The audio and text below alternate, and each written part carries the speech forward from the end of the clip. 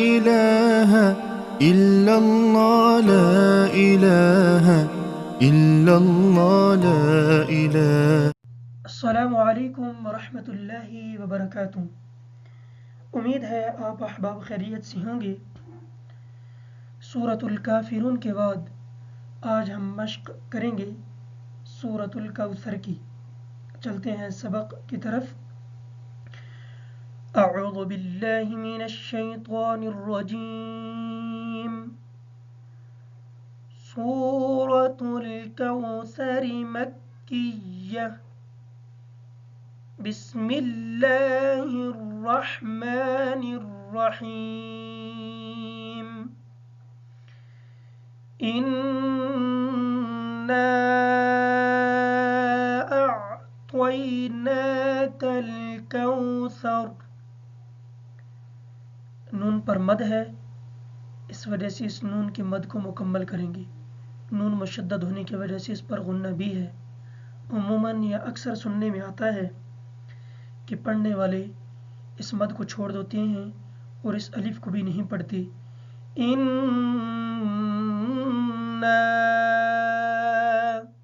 نون کو لمبا کر کے پڑھیں گے، حمزہ اور عین کو واضح کر کے پڑھیں گے۔ توا کو ادا کرتے وقت اکثر یہ سننے میں آیا ہے کہ یہاں پہ تا پڑھ دیا جاتا ہے۔ توا کو کلیئر کریں گے۔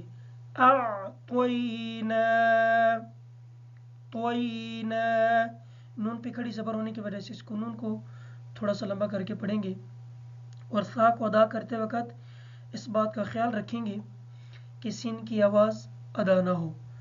را پر زبر ہونے کی وجہ سے را کو پر بھی پڑھیں گے، اور را حالت وقف کی وجہ سے ساکن بھی ہوگی۔ انا اعطیناک الکوثر فصل لربک وانحر۔ صاد کو ادا کرتے وقت اکثر یہ سننے میں آیا ہے کہ سین ادا کر دیا جاتا ہے، خیال سے صاد کو ادا کریں۔ فصلی، را کو پر پڑھیں گے اور نون کا غنہ نہیں ہوگا، کیونکہ نون ساکن کے بعد حروف حلقی میں سے ہا آ گیا ہے۔ را کو پر پڑھیں گے اور آلریڈی را ساکن ہے۔ فصل لربک وانحر ان شانئک هو الابتر۔ میں اس سورت کو ایک دفعہ پھر ریپیٹ کرتا ہوں۔ قرآن کی سب سے چھوٹی سورت ہے اور اکثر ہم اس سورت میں غلطیاں کرتے ہیں، تاکہ جو احباب اس سورت کو سنیں دوبارہ ان کی کوئی غلطی اس سورت میں باقی نہ رہے۔ سورۃ الکوثر مکیہ۔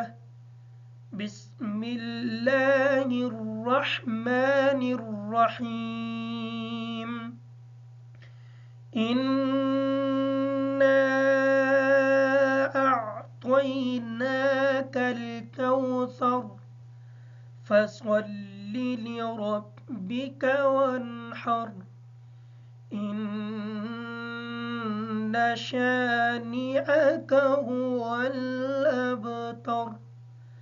صدق اللہ